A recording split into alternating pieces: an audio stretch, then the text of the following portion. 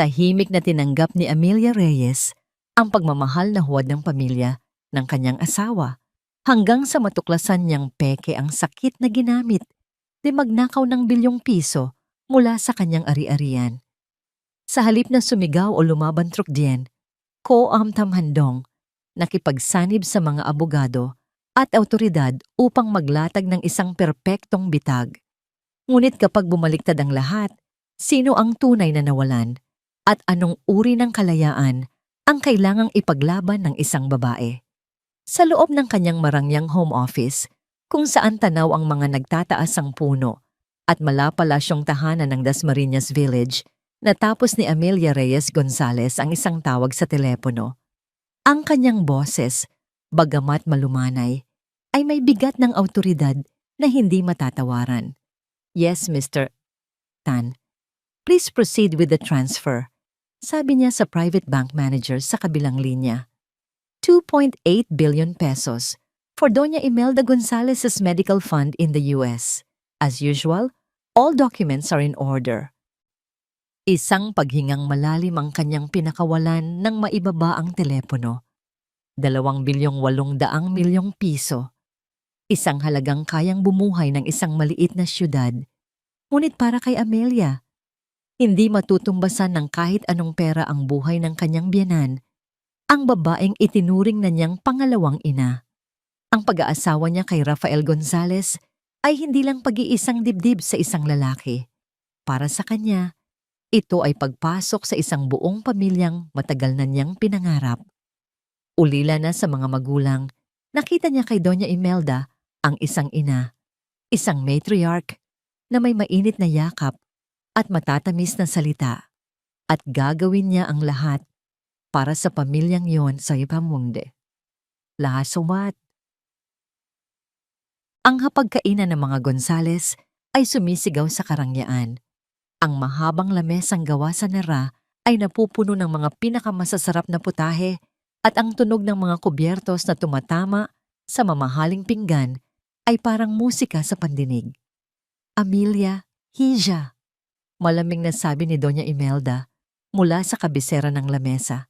Hinawakan nito ang kanyang kamay na nakapatong sa ibabaw ng mesa. Ang mga diamante sa daliri nito ay kumikinang sa ilalim ng ilaw mula sa aranyang kristal. "Hindi ko alam kung ano ang gagawin ng pamilyang ito kung wala ka. Ikaw ang aming anghel na tagapagligtas." Isang matamis na ngiti ang isinukli ni Amelia. Sa tabi niya, maran namang pinisil ni Rafael ang kanyang baywang. Napuno ng init ang kanyang puso. Ito iyon. Ito ang pamilyang pinangarap niya. Ang bawat sentimong inilalabas niya para sa pagpapagamot ni Doña Imelda sa Amerika ay nagiging sulit sa mga sandaling tulad nito. "Anything for the family, Mama?" sagot niya. Ang boses ay puno ng sinseridad. Ngumiti rin ang dalawa niyang hipag, sina Clara at Sofia, na nakaupo sa kabilang panig ng lamesa. Pagkatapos ng hapunan, habang nagkakape sa kanilang malawak na sala, pumalakpak si Doña Imelda para kunin ang atensyon ng lahat. May kislap sa kanyang mga mata na nagpabilis ng tibok ng puso ni Amelia. Bilang pasasalamat sa isang masaganang taon, at dahil alam kong ang pamilya ang pinakamahalagang yaman sa mundo, simula ni Doña Imelda, ang boses ay naglalaro sa emosyon. "Mayroon akong munting regalo para sa aking mga minamahal na manugang." Isang kasambahay ang lumapit na may dalang tray. Sa ibabaw nito ay 2 maliit na kahon na nababalot sa pulang velvet. Inabot ni Doña Imelda ang isa kay Clara at ang isa naman ay kay Sofia. Nakangiting naghintay si Amelia. Marahil ay mayroon ding para sa kanya. Marahil ay mas espesyal pa. Sabay na binuksan ni na Clara at Sofia ang kanilang mga regalo. Sabay din silang napasinghap. Sa loob ng bawat kahon ay isang nakarolyong dokumento na may ribbon. "Mama, ano po ito?"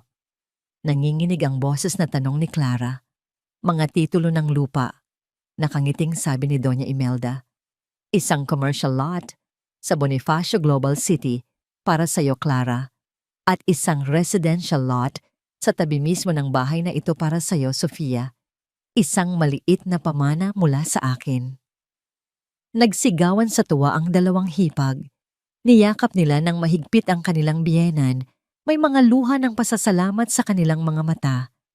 Nagpalakpakan ang lahat, pati na si Rafael sa tabi ni Amelia. Ngumiti si Amelia, isang ngiting nagsisimula nang manghina sa mga gilid. Patuloy siyang naghintay. Walang ikatlong kahon. Nang matapos ang yakapan at iyakan, lumingon sa kanya si Doña Imelda. Lumapit ito at marahang tinapik ang kanyang balikat. At ikaw, Amelia, aking pinakamamahal, sabi nito. Ang boses ay puno ng paglalambing na ngayon ay parang lason sa pandinig ni Amelia. Alam naman naming lahat na sayo na ang mundo. Ang yaman ng mga Reyes ay hindi mauubos sa 10 henerasyon. Hindi mo na kailangan ng mga ganitong maliliit na bagay. Para siyang binuhusan ng isang baldeng nagyayelong tubig.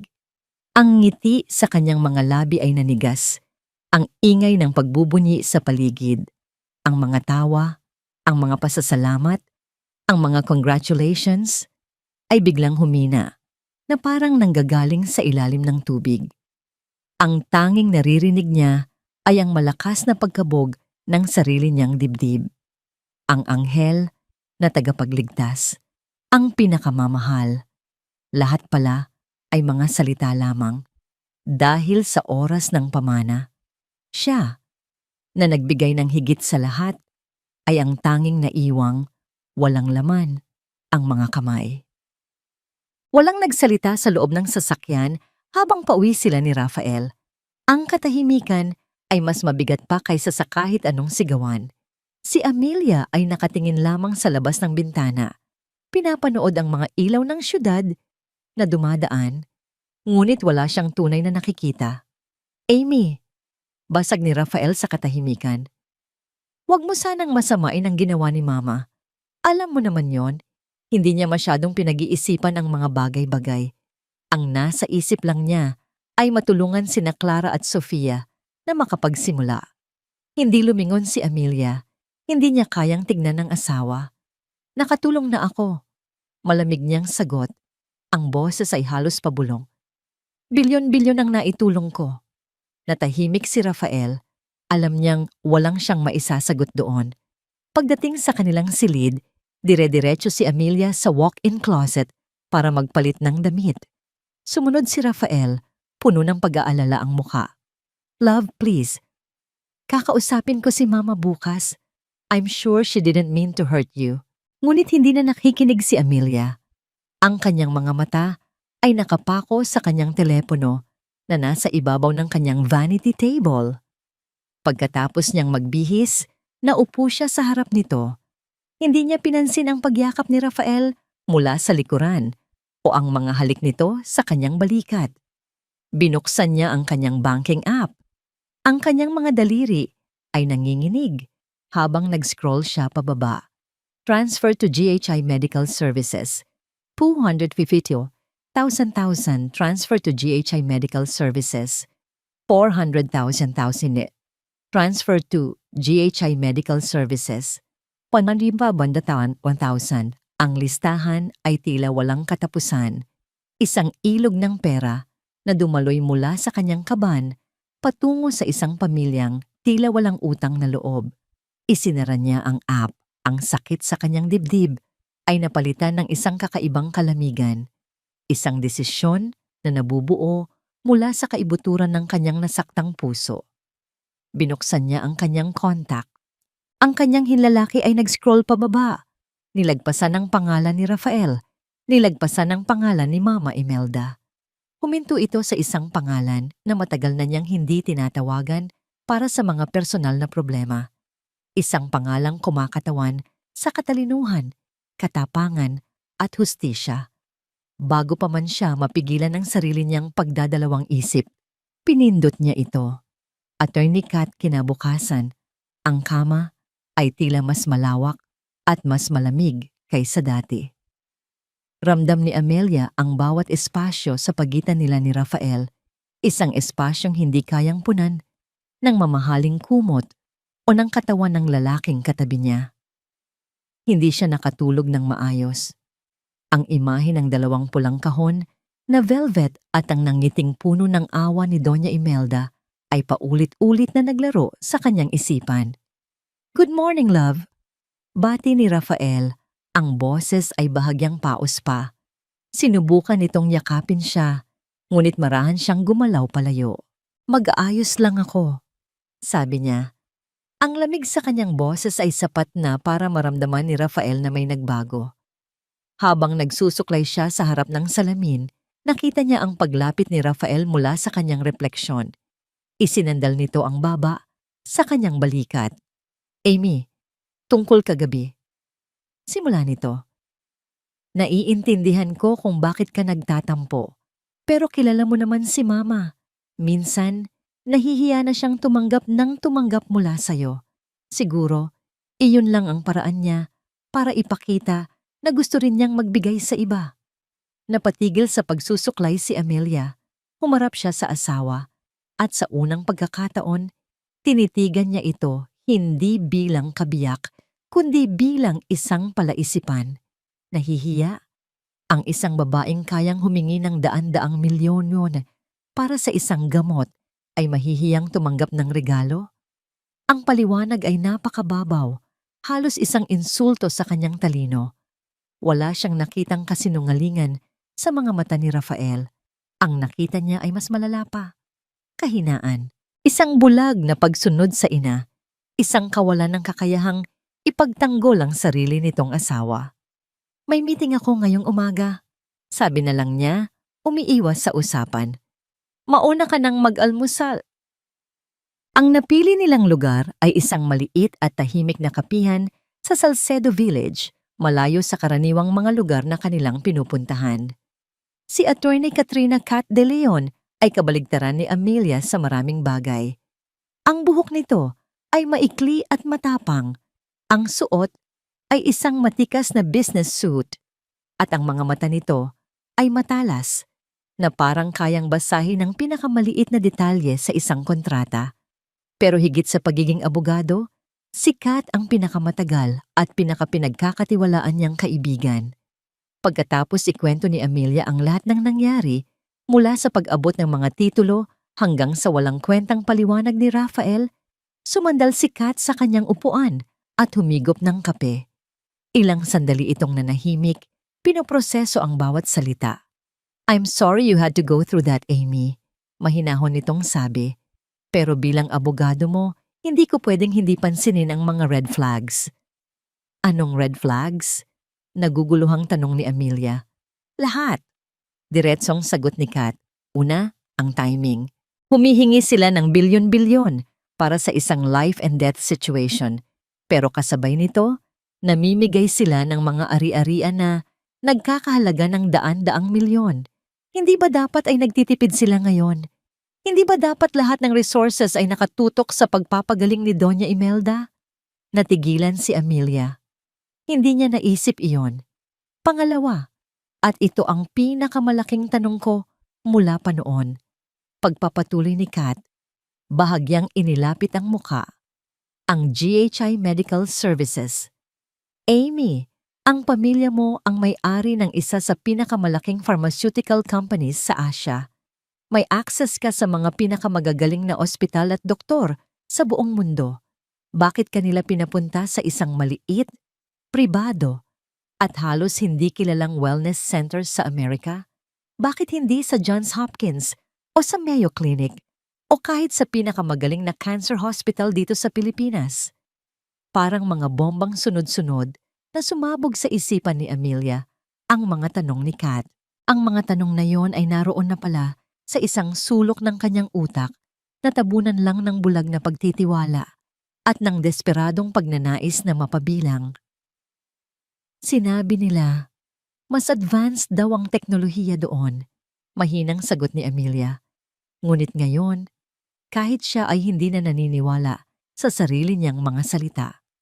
"Isang tawag lang ang kailangan, Amy," sabi ni Kat. Ang boses ay seryoso.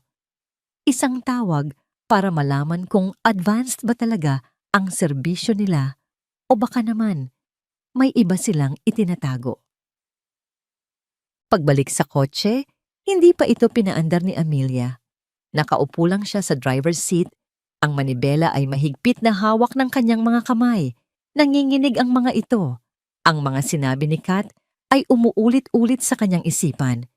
Kinuha niya ang kanyang telepono. Hinanap niya ang numero ng GHA Medical Services, ang international code, ang area code. Bawat numerong pinipindot niya ay parang isang dagok sa kanyang dibdib. Huminga siya ng malalim at idinikit ang telepono sa kanyang tainga. Pagkatapos ng ilang ring, isang boses ng babae ang sumagot. Ang kanyang English ay may halatang puntong Pilipino. GHI Medical Services, how may I help you? Hello, I'd like to inquire about a patient. Mrs. Imelda Gonzalez, simula ni Amelia. Pinipilit na maging kalmado ang boses. I am her daughter-in-law, Amelia. I handle her medical funds. Oh yes, Ma'am Amelia. Of course we know you, masiglang sabi ng babae. How can I help you? I just wanted to get a detailed update. How did she respond to the last chemotherapy cycle? Can you tell me her latest creatinine levels? And what is the attending physician's prognosis for the next quarter? Biglang nagkaroon ng katahimikan sa kabilang linya. One moment, ma'am, sabi ng babae. Ang sigla sa boses ay biglang nawala. Let me just pull up her records. Narinig ni Amelia ang kaluskos ng mga papel at ang pag-type sa keyboard. Ang paghihintay ay nakakabingi. Ma'am, regarding the specifics, our head doctor is currently in a major procedure, sabi ng babae. Ang boses ay halatang alanganin. And due to strict patient privacy protocols, I cannot disclose detailed medical information over the phone. I understand. Pilit na ngumiti si Amelia, kahit walang nakakakita.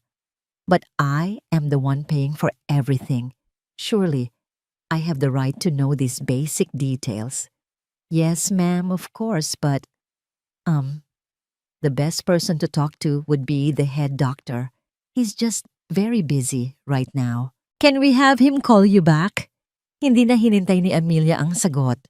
Ang pag-iwas, ang mga palusot, ang kawalan ng konkretong sagot sa mga simpleng tanong.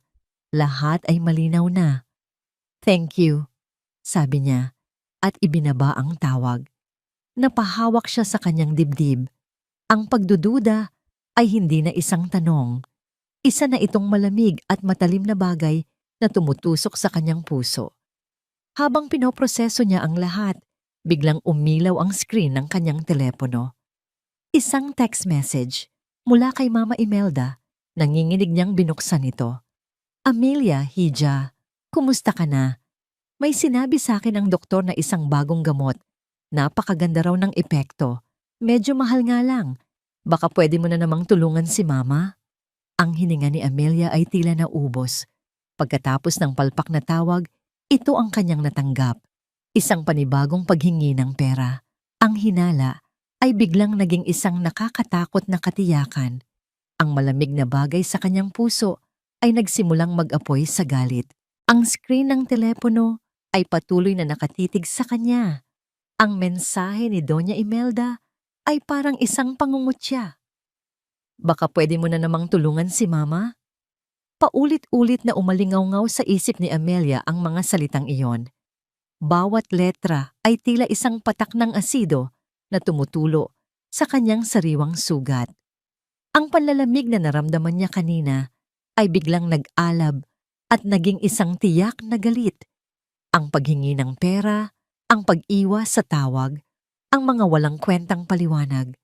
Lahat ay nagiging malinaw na ngayon. Hindi na ito simpleng sama ng loob. Ito ay isang malaking panloloko. Hindi na siya nag-aksaya pa ng panahon. Muli niyang tinawagan si Kat. Kat, it's me. Sabi niya pagkasagot ng abogado. Ang boses niya ay walang bahid ng anumang emosyon. Malamig. Determinado. You were right. Everything is a lie. I need to do something now.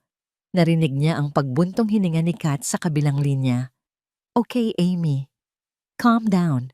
Anong nangyari? Mabilis niyang ikinuwento ang palpak na tawag sa GHI Medical Services at ang kasunod na text message ni Doña Imelda. The nerve, mahinang sabi ni Kat. Okay, Amy, listen to me. Huwag ka munang gagawa ng kahit anong padalos-dalos. We can't show them our cards yet. Kailangan natin ng patibong. We need to see how they react under pressure. What do you want me to do? Tanong ni Amelia. Gagawin mo ang isang bagay na hinding-hindi nila inaasahan mula sa'yo. Sabi ni Kat, may bahid ng panganib sa kanyang boses. Tanggihan mo sila, pero hindi sa paraang magagalit sila. Gagamitin natin ang isang dahilan na hindi nila pwedeng questionin. Sabihin mong, may bigla ang problema sa kumpanya, isang malaking financial crisis, at dahil doon, kailangan mong i-freeze ang lahat ng major expenses, including her treatment fund. Natahimik si Amelia. Ang ideya ay mapanganib, ngunit napakatalino. Ito ang perpektong paraan para subukan ang tubig nang hindi siya malulunod. Gawin mo yan, Amy. Pagpapatuloy ni Kat. At pagkatapos, manood ka. Manood kang mabuti. Dahil ang reaksyon nila sa balitang yan ang magsasabi sa atin ng lahat ng kailangan nating malaman.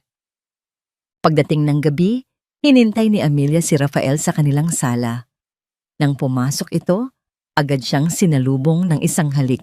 Ngunit sinalubong lamang siya ng malamig na pisngi ni Amelia.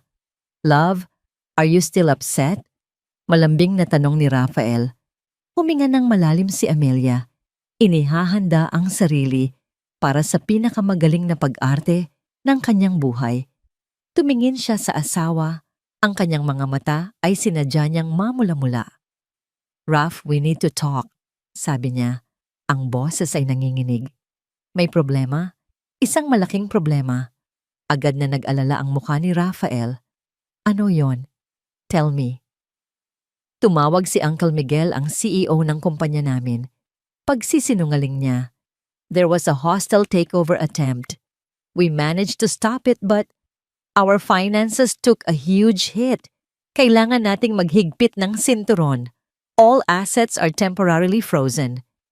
Teka, anong ibig sabihin niyan? Naguguluhang tanong ni Rafael. Tinitigan siya ni Amelia sa mata. Ang pekeng luha ay nagsimula ng mamuo. Ibig sabihin, kailangan kong pansamantalang itigil ang lahat ng malalaking gastos. Kasama na doon. Kasama na ang pondo para sa pagpapagamot ni Mama. Ang mukha ni Rafael ay namutla. What? No. Amy, hindi pwede. Buhay ni Mama ang nakasalalay dito. Wala akong magagawa, Raf. Sigaw ni Amelia, puno ng pekeng desperasyon. Gusto mo bang mawala sa atin ang lahat? Ito lang ang paraan para maisalba ang kumpanya. Pansamantala lang naman. Parang hindi makapaniwala si Rafael. Naglakad ito palayo at kinuha ang telepono. Kailangan kong tawagan si Mama. Tumangulang si Amelia at pinanood itong lumabas papunta sa balkonahe. Pero hindi siya nanatili sa kinaupuan. Dahan-dahan siyang tumayo at sumunod. Sapat lang ang layo para hindi siya makita. Pero sapat ang lapit para marinig ang bawat salita. Ma, may masama akong balita. Narinig niyang sabi ni Rafael, ang boses ay balisa. Narinig niya ang mahinang boses ni Imelda mula sa speaker ng telepono. Pagkatapos ng ilang sandali, ang boses ni Rafael ay tumaas. Opo, Ma. Sinabi ko na. May problema daw sa kumpanya nila. Ano? Hindi ko alam. Pilitin. Paano ko siya pipilitin? At pagkatapos, narinig ni Amelia ang isang bagay na nagpatigil sa pagtibok ng kanyang puso. Isang sigaw mula sa kabilang linya. Isang sigaw na walang bahid ng paglalambing, walang pagkukunwari. Isang sigaw na puro at dalisay na kasakiman. Wala akong pakialam sa kumpanya nila. Umalingaw-ngaw ang boses ni Doña Imelda mula sa telepono ni Rafael. Gawan mo ng paraan, Rafael. Buhay ko ang pinag-uusapan dito. Pera niya yan. Pero buhay ko ito. Pilitin mo yung asawa mo kung kinakailangan. Napatakip si Amelia sa kanyang bibig para pigilan ang sariling mapasinghap. Ang babaeng nagpanggap na isang maamong tupa ay isa palang gutom na lobo at ang sarili niyang asawa ang tagapag-alaga nito. Ilang minuto pa, pumasok si Rafael mula sa balkonahe. Ang kanyang muka ay gusot. Ang mga mata ay namumula. Lumapit siya kay Amelia, hindi na malambing, kundi desperado. Amy, please. Pagmamakaawa nito. Kailangan mong gumawa ng paraan. Si Mama. Nag-aalala siya. Baka atakihin siya sa puso dahil sa stress. Hindi kumibo si Amelia. Tinitignan niya lang ang lalaking kaharap niya. Ang lalaking pinakasalan niya. Ang lalaking kasabwat sa panlolokong ito. Nag-usap na tayo, Rafael. Malamig niyang sagot. Wala akong magagawa. Meron kang magagawa. Giit ni Rafael, ang boses ay tumataas. Amelia, for God's sake, buhay ng nanay ko ito. Hindi mo ba naiintindihan? O wala ka na lang talagang pakialam dahil sa nangyari kagabi? Ganon ka ba kababaw? Ang salitang mababaw ay tumama sa kanya na parang isang sampal. Siya, na nagbigay ng bilyon-bilyon, ay tinawag na mababaw. Isang tawa, isang mapait, at walang kagalakang tawa ang kumawala sa kanyang lalamunan. Tapos ka na? Tanong niya. Ang boses ay kasing lamig ng yelo. Natigilan si Rafael sa kanyang reaksyon. Umalis ka na sa harap ko, Rafael, sabi niya. Hindi na nakatingin dito. Gusto ko nang magpahinga. Walang nagawa si Rafael, kundi ang tumalikod at lumabas ng silid. Isang malakas na kalabog ng pinto ang iniwan nito. Naiwan si Amelia sa gitna ng malawak na silid na papaligiran ng katahimikan. Ang takot na naramdaman niya kanina ay nawala na. Ang pag-asa na sana ay nagkakamali lang siya ay tuluyan ng naglaho. Ang natira na lang ay tapang, isang tapang na isinilang mula sa matinding sakit at pagtataksil. Sa gitna ng kanyang pag-iisip, biglang tumunog ang kanyang telepono. Isang unregistered number, ngunit alam niyang sikat ito, gumagamit ng secure line. Amy, sabi ni Kat sa kabilang linya. Ang boses ay apurado at seryoso. Kailangan mong maupo para dito. Kat, anong meron? May ilang segundong katahimikan bago nagsalita si Kat. At ang mga sumunod na salitang binitawan nito ang tuluyang gumuho sa mundong kilala ni Amelia. Amy, may nalaman ako tungkol sa doktor ng biyenan mo, si Rico Gonzales. Naghukay ako ng malalim. Amy, hindi siya oncologist. Sa katunayan, tinanggalan na siya ng lisensya sa pagdodoktor 5 taon na ang nakalipas dahil sa medical fraud. Ang mga salita ni Kat ay parang kidlat na tumama sa bawat sulok ng tahimik na silid. Tinanggalan na siya ng lisensya. Medical fraud. Nabitawan ni Amelia ang kanyang telepono. Bumagsak ito sa makapal na carpet ng walang tunog. Ngunit sa kanyang pandinig, ang katahimikan na sumunod ay mas nakabibingi kaysa sa kahit anong pagsabog. Pekeng doktor. Ang lalaking pinagkatiwalaan niya ng bilyon-bilyong piso para sa buhay ng kanyang biyenan ay isang manloloko.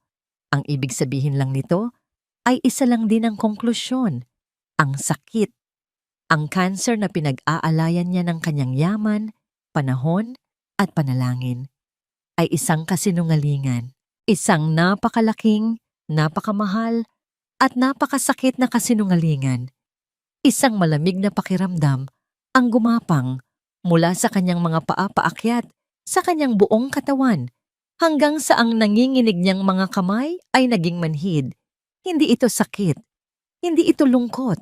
Ito ay galit. Isang dalisay at nagyayelong galit na hindi pa niya naramdaman sa buong buhay niya. Ilang sandali siyang nakatayo roon, nakatingin sa kawalan. Pagkatapos ay dahan-dahan niyang dinampot ang telepono. May email na mula kay Kat. Ang subject, Rico Gonzales, confidential. Nanginginig ang daliri niyang binuksan ito. Isang link ang lumitaw. Pag-click niya, Isang protektadong online file ang bumungad sa kanya. Isang kumpletong dossier. May mga nascan na legal na dokumento mula sa korte sa California. Mga artikulo mula sa mga lokal na pahayagan na nagdedetalye ng kanyang mga kaso ng panloloko. At ang pinakahuli, isang mugshot. Ang mukha ng lalaking nasa larawan, nakasuot ng orange na jumpsuit, ay ang parehong mukha na nakangiti sa kanya sa mga litratong ipinapadala ni Doña Imelda mula sa Amerika na nakasuot ng puting uniforme ng doktor. Ang hangin ay tila naubos sa kanyang mga baga. Napasandal siya sa pader. Ang kanyang mga tuhod ay biglang nanghina. Pagsisisi, iyon ang pumalit sa galit. Pagsisisi hindi sa perang nawala, kundi sa kanyang katangahan. Paanong naging ganito siya kabulag? At bigla, na parang isang sirang dam, bumuhos sa kanyang isipan ang lahat ng mga alaala. Mga maliliit na detalye na noon ay binaliwala niya lang. Isang hapon, 6 na buwan na ang nakalipas. Naabutan niya si Doña Imelda sa hardin, masayang nakikipagtawanan sa hardinero. Mukha itong malakas at malusog. Ngunit pagkakita nito sa kanya, bigla itong napahawak sa dibdib, napangiwi sa sakit, at kinailangan pa niyang alalayan pabalik sa loob ng bahay. Isang gabi, habang nag-iinuman sila nina Sofia at Clara, ipinakita ni Sofia ang mga litrato ng kanilang huling bakasyon sa Hong Kong. At sa isa sa mga litrato, naroon si Doña Imelda sa gitna ng isang abalang pamilihan. May hawak na malaking shopping bag mula sa isang designer brand. Ang litrato ay kuha 2 buwan lang ang nakalipas sa mga panahong sinasabi nilang ito ay mahina at palaging nakahiga. Ang caption ni Sofia, "Shopping with the best mama in the world. Such a strong woman." Noon, pinili niyang huwag pansinin. Pinili niyang maniwala sa mga kwento, sa mga luha, sa mga pag-arte. Dahil mas madaling maniwala kaysa tanggapin na ang pamilyang pinapangarap niya ay isang pugad ng mga ahas, isinara niya ang telepono. Pinunasan niya ang luhang, hindi niya namalayang tumulo na pala. Tapos na ang pagiging biktima. Simula sa araw na ito, siya na ang magdidikta ng laro. Kinaumagahan tila walang nangyari. Mag-isang nag-almusal si Amelia. Hindi niya nakita si Rafael na marahil ay maagang umalis para iwasan siya. Mas mabuti, kailangan niya ng oras para mag-isip. Nasa kalagitnaan siya ng pag-inom ng kape nang tumunog ang intercom. Ang mga hipag niya, sina Clara at Sofia ay nasa gate at nais daw siyang bisitahin. Pinapasok niya sila. Pumasok ang dalawa na may mga mukhang puno ng pekeng pag-aalala. Agad silang umupo sa tabi niya sa sofa. "Ate Amy," simula ni Clara. Ang boses ay malambing na parang pusa. "Pinuntahan ka namin kasi sobrang nag-aalala na kami kay Mama. Hindi siya makatulog kagabi." Segunda naman ni Sofia, may panginginig pa sa boses. Iyak siya ng iyak. Sabi niya, pakiramdam niya raw ay pinabayaan na siya, na baka mas gugustuhin mo na lang na mawala na siya. Bawat salita ay isang patalim na dapat sana ay tumusok sa kanyang konsensya. Ngunit ngayon, ang mga salitang iyon ay parang hangin lang na dumadaan. Tinitigan niya ang 2 babae sa harap niya.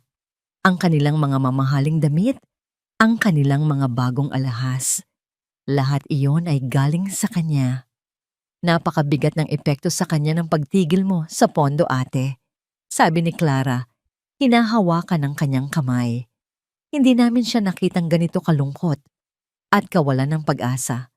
Paano kung may mangyaring masama sa kanya dahil sa stress? Hindi ba natin yon kakayanin?" Ang emotional na blackmail, isang sandatang matagal na nilang ginagamit laban sa kanya. Ngunit ngayon, wala na itong talabo. Isang matamis na ngiti ang ibinigay ni Amelia sa kanila. Isang ngasang ngiting hindi umabot sa kanyang mga mata. "Naiintindihan ko ang pag-aalala ninyo," sabi niya. Ang boses ay puno ng pekeng pagsisisi. "Maniwala kayo. Kung may paraan lang gagawin ko.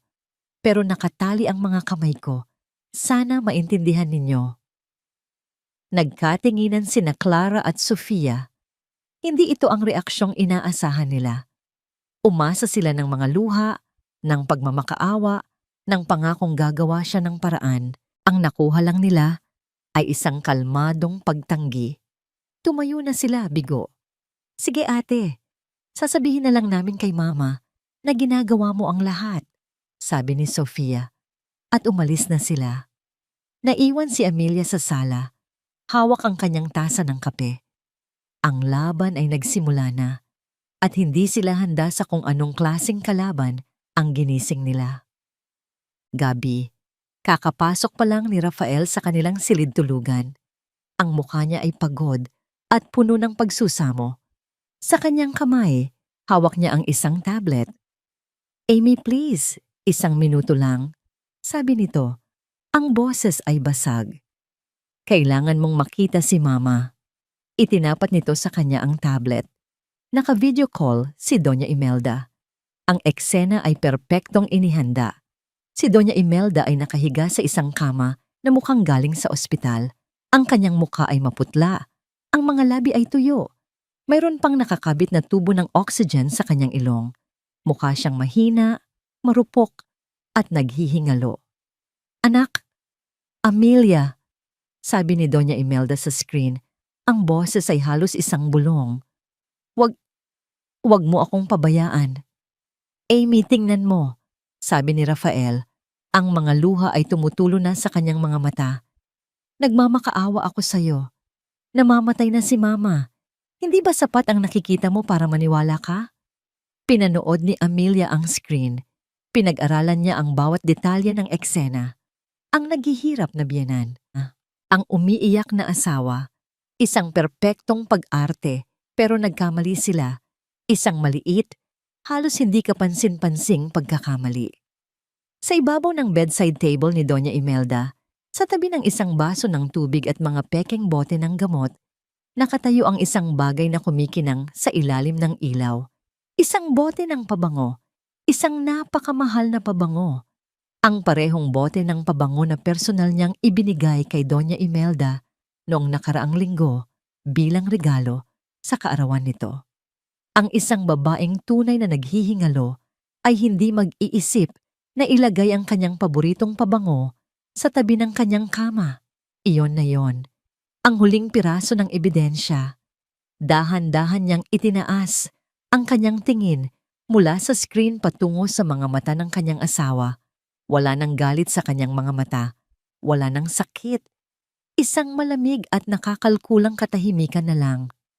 Ang kinang ng bote ng pabango sa screen ng tablet ay hindi lang isang detalye. Ito ay isang pinal na hatol. Isang sampal ng katotohanan na gumising sa bawat himaymay ng kanyang pagkatao. Sa isang iglap, ang lahat ng sakit, pagtataka at kalituhan ay naglaho. Ang pumalit dito ay isang bagay na mas mapanganib, isang malinaw at malamig na determinasyon. Kung ang pamilyang ito ay nabubuhay sa isang mundo ng pag-arte at kasinungalingan, kung gayon ay papasukin niya ang kanilang entablado. Ngunit sa pagkakataong ito, siya na ang magiging bida at direktor. Tumingin siya sa umiiyak na mukha ni Rafael, pagkatapos ay sa naghihingal na mukha ni Doña Imelda sa video call. Huminga siya ng malalim at mula sa kaibuturan ng kanyang kakayahan, ipinatawag niya ang lahat ng emosyon na nais nilang makita. Dahan-dahan, isang butil ng luha ang pinakawalan niya mula sa kanyang mata. Sinundan pa ito ng isa at isa pa. Napahikbi siya, isang tunog na basag at puno ng pagsisisi. Raf, sabi niya, ang boses ay nanginginig. Patawarin mo ako. Agad na nagbago ang mukha ni Rafael. Mula sa pagkainis ay napalitan ng pag-asa. Lumapit ito at niyakap siya. Shh, Amy, it's okay. Hindi, sabi ni Amelia. Isinubsob ang mukha sa dibdib nito.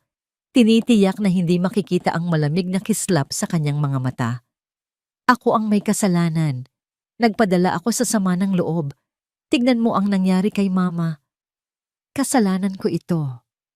Naramdaman niya ang paghaplos ni Rafael sa kanyang buhok. Ang lalaki ay ganap na kinain ng kanyang pag-arte. Naiintindihan kita, love.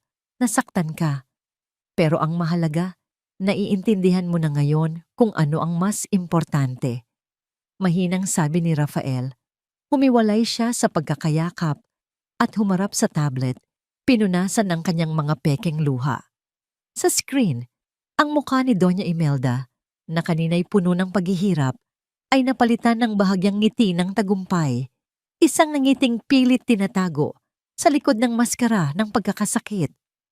Mama, Mama, naririnig niyo po ba ako? Sabi ni Amelia. Ang boses ay puno ng pagmamakaawa. Patawarin niyo po ako, Mama. Masyado po akong naging makasarili. Pangako po, aayusin ko ang lahat. Bukas na bukas din, gagawin ko ang lahat para maipagpatuloy ang pagpapagamot ninyo. Anak? Pabulong na sagot ni Imelda. Tila hirap na hirap magsalita. Alam kong hindi mo ako matitiis. Hindi po, Mama. Hinding-hindi, sabi ni Amelia. Pagkatapos ay huminga siya ng malalim, inihahanda ang kanyang patibong. Sa katunayan, Mama, may naisip na akong paraan para mas mapabilis ang paggaling ninyo. Ano yon? Tanong ni Imelda. Ang kuryosidad ay hindi na itago sa kanyang boses. Habang inaayos ko po ang pondo, naisip ko, bakit hindi natin hingin ang opinyon ng ibang espesyalista? Malumanay na sabi ni Amelia. May mga kaibigan ang pamilya namin sa Singapore, mga pinakamagagaling na oncologists sa buong Asia. Ang kailangan ko lang po ay ipadala ninyo sa akin ang kopya ng lahat ng inyong medical records mula sa GHE. Lahat ng tests, lahat ng findings, lahat ng diagnosis, para mapag-aralan nila at makapagbigay sila ng second opinion. Gusto ko lang pong makasiguro na ang pinakamagaling na pangangalaga ang natatanggap ninyo. Ang kanyang mga salita ay puno ng pag-aalala.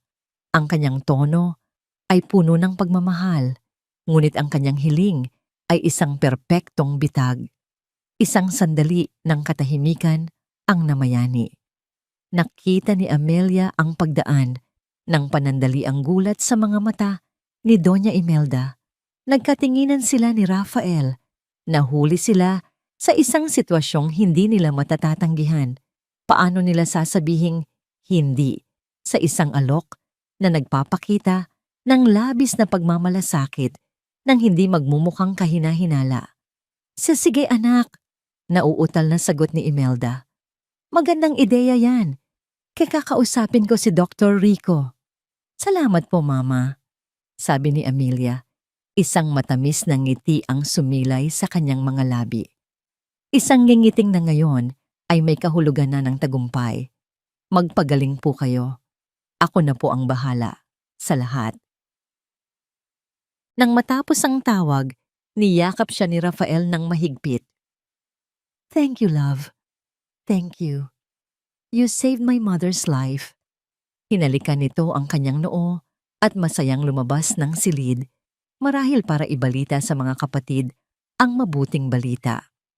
Naiwan si Amelia at sa paglaho ng kanyang asawa sa pinto, unti-unting naglaho rin ang malambot na ekspresyon sa kanyang mukha.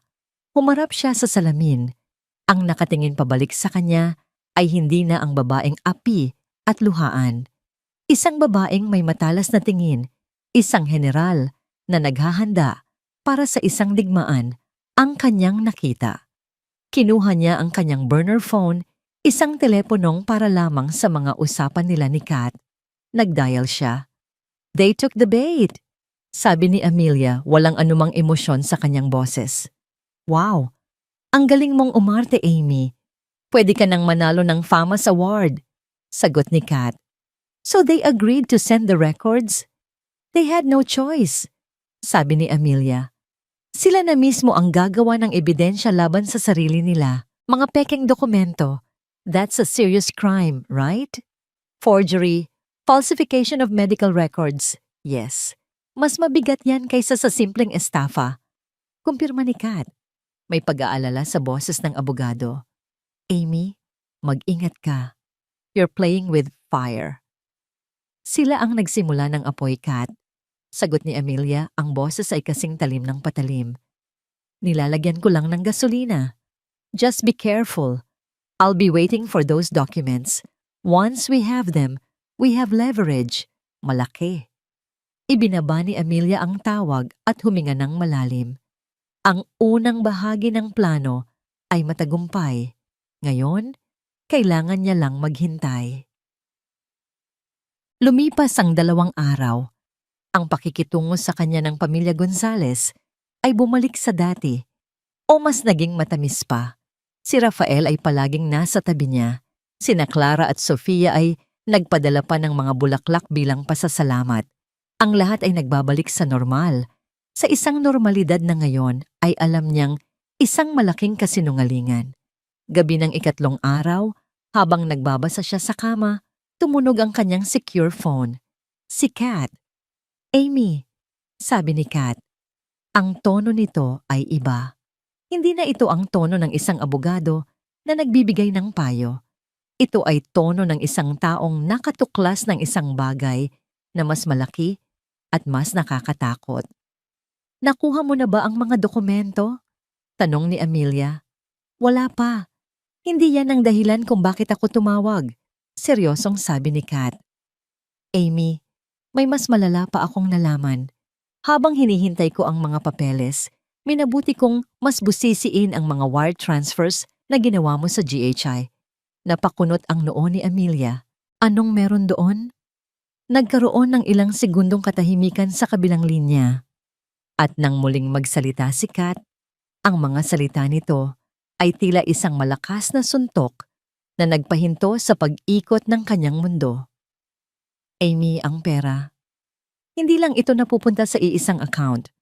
Mula sa GHI, kaagad itong inililipat sa isang network ng mga shell companies sa iba't ibang bansa. Panama, Cayman Islands, tapos babalik ulit sa Pilipinas sa ibang pangalan. Anong ibig sabihin yan? Nanginginig na tanong ni Amelia. Kahit na nagsisimula ng mabuo sa kanyang isipan ang nakakapangilabot na katotohanan. Amy, hindi lang ito tungkol sa pekeng sakit para makahingi ng pera. Sabi ni Kat, ang boses ay mabigat. Ang ginagawa nila, ang ginagawa mo nang hindi mo alam, ay mas malaki pa dyan. Kat, diretsuhin mo na ako. This is money laundering, Amy. Ginagamit nila ang sakit ni Doña Imelda bilang front at ang pera mo bilang kapital para maglinis ng maruming pera. At sa mata ng batas, dahil ikaw ang source ng pondo, kasama ka dito. Money laundering. Ang 2 salitang yon ay tila isang bomba na sumabog sa loob ng bungo ni Amelia. Ang telepono ay naging napakabigat sa kanyang kamay. Ang boses ni Kat sa kabilang linya ay tila nanggagaling sa isang malayong lugar. Kasama ka dito. Parang umikot ang buong silid. Napahawak siya sa pader para suportahan ang sarili. Ang pagiging biktima ng isang pamilyang mapanlinlang ay isang bagay. Ngunit ang malamang ginawa siyang kasangkapan, isang hindi nakakaalam na kasabwat sa isang malawakang operasyong kriminal ay ibang-iba. Mas malala, mas marumi. Paano? Iyon lang ang salitang nagawa niyang ibulong. Ang kanyang lalamunan ay tila pinipiga. Simple lang ang sistema nila, Amy. Paliwanag ni Kat. Ang boses ay kalmado, ngunit may bigat ng bakal. Ang pera mo ay malinis. Galing sa isang lehitimong source, ang yaman ng pamilya Reyes. Kapag ipinasok mo yan sa JHA para sa pagpapagamot, nagiging payment for medical services na ito. Pagkatapos, ang GHA na kontrolado ng kamag-anak nilang si Rico ay ililipat ang pera sa mga pekeng kumpanya bilang investment or payment for supplies. Paulit-ulit nilang ginagawa yan hanggang sa maging napakahirap ng i-trace kung saan nanggaling ang orihinal na pera. At kapag bumalik na yon sa Pilipinas sa pangalan ng ibang korporasyon na sila rin pala ang may-ari, malinis na ito. Pwede na nilang gastusin ng walang tanong mula sa gobyerno. Pinikit ni Amelia ang kanyang mga mata. Ngunit ang paliwanag ni Kat ay nagpinta ng isang napakalinaw at nakakasulasok na larawan sa kanyang isipan. Ang bawat bilyong ipinadala niya na may kalakip na panalangin para sa paggaling ay isa palang ladrilyo na ginamit nila para itayo ang kanilang imperyo ng kasinungalingan. Magpapadala ako sa iyo ng isang secure link, sabi ni Kat. Tingnan mo para maintindihan mo. Ilang sandali pa, umilaw ang kanyang laptop. Isang email mula kay Kat. Isang click, isang password at isang diagram ang bumungad sa kanya. Isang komplikadong network ng mga kahon at palaso. Sa pinakatuktok, naroon ang kanyang pangalan, Amelia Reyes Gonzalez. Mula sa kanyang pangalan, isang makapal na palaso ang nakaturo sa GHI Medical Services. At mula sa GHI, 10 mas maliliit na palaso ang nakaturo sa mga pangalan ng kumpanyang hindi pa niya narinig. Veridian Holdings, Panama, Pacific Rim Ventures, Cayman Islands, Azure Equities Inc., British Virgin Islands. At mula sa mga ito, pabalik-balik ang mga linya na parang isang sapot ng gagamba hanggang sa lahat ay bumagsak sa isang huling kahon sa ibaba. Gonzalez Prime Properties Corporation, ang kanilang real estate company, ang pinagmumulan ng kanilang karangyaan. Lahat ay pinunduhan niya, lahat ay nilinis gamit ang kanyang pera. Isang aalon ng pagkasuklam ang bumalot sa kanya, napakalakas, na para siyang masusuka. Hindi lang sila mga manloloko, hindi lang sila mga magnanakaw, sila ay mga professional na kriminal. At siya ang ginawa nilang bangko. Dahan-dahan na parang sa isang slow motion na pelikula, naramdaman niyang nanghina ang kanyang mga tuhod. Napaluhod siya. Pagkatapos ay napaupo sa malamig na sahig na gawa sa marmol. Napayakap siya sa sarili na para bang kaya niyang yakapin at pigilan ang pagguho ng kanyang buong pagkatao. Ang pakiramdam na marumi, ang pakiramdam na ginamit, ang pakiramdam ng sukdulang katangahan. Mas masakit ito kaysa sa kahit anong sampal, kaysa sa kahit anong sugat. Inalipusta nila hindi lang ang kanyang pera, kundi ang kanyang pagkatao, ang kanyang pangalan, ang kanyang pagtitiwala. Napahiga siya sa sahig, naging isang bola ng sakit at pagsisisi. Umiyak siya, hindi isang tahimik na pag-iyak, kundi isang hagulgol na nanggaling sa kaibuturan ng kanyang kaluluwa, isang tunog ng pagkawasak. Ang lahat ng pag-ibig na ibinigay niya ay ipinalit sa krimen. Ang lahat ng sakripisyo niya ay naging gasolina para sa kanilang kasakiman. Ngunit sa gitna ng pagguho, habang ang kanyang mga palad ay nakadikit sa malamig na sahig, isang bagong pakiramdam ang nagsimulang gumapang sa kanyang sistema. Isang kislap, isang maliit na baga ng apoy sa gitna ng nagyayelong abo ng kanyang puso. Galit. Isang matinding galit. Isang galit na nagsimulang sunugin ang kanyang mga luha. Isang galit na nagpatuyo sa kanyang mga hikbi. Isang galit na nagbigay ng lakas sa kanyang mga nanghihinang kalamnan. Dahan-dahan, itinukod niya ang kanyang mga kamay sa sahig. Itinulak niya ang sarili pataas. Una, paluhod. Pagkatapos, patayo. Nanginginig ang kanyang mga binti, ngunit tumayo siya. Naglakad siya papunta sa malaking salamin sa kanyang silid. Tinitigan niya ang kanyang refleksyon. Ang babaeng nakatingin pabalik ay may magulong buhok, may namumugtong mga mata, may bahid ng luha sa pisngi. Isang biktima, isang talunan, isang tanga. Pero habang patuloy niyang tinititigan ang sarili, may nagbago sa kanyang mga mata. Ang apoy ng galit ay hindi namatay. Sa halip, ito ay nagtipon, naging mas puro, hanggang sa ito ay naging isang nagyayelong determinasyon. Ang babaeng biktima sa salamin ay unti-unting naglaho. Ang pumalit ay isang estranghero, isang babaeng may mga matang matigas na parang diamante, mga matang nakakita na ng pinakamatinding pagtataksil at hindi na muling matatakot pa. Pinunasan niya ang huling bakas ng luha sa kanyang pisngi. Hindi gamit ang likod ng kanyang palad na parang isang bata, kundi gamit ang dulo ng kanyang mga daliri na parang nag-aalis ng isang maliit na dumi. Iyon na ang huling luhang ipapatak niya para sa kanila. Tapos na! Bulong niya sa sariling refleksyon. Kinuha niya ang burner phone na nasa sahig. Ang kanyang kamay, na kanina'y nanginginig, ay ngayon ay napakatatag. Muli niyang tinawagan si Kat. Amy, Diyos ko, ayos ka lang ba? Bungad ni Kat. Puno ng pag-aalala ang boses. Ayos lang ako, Kat. Sagot ni Amelia.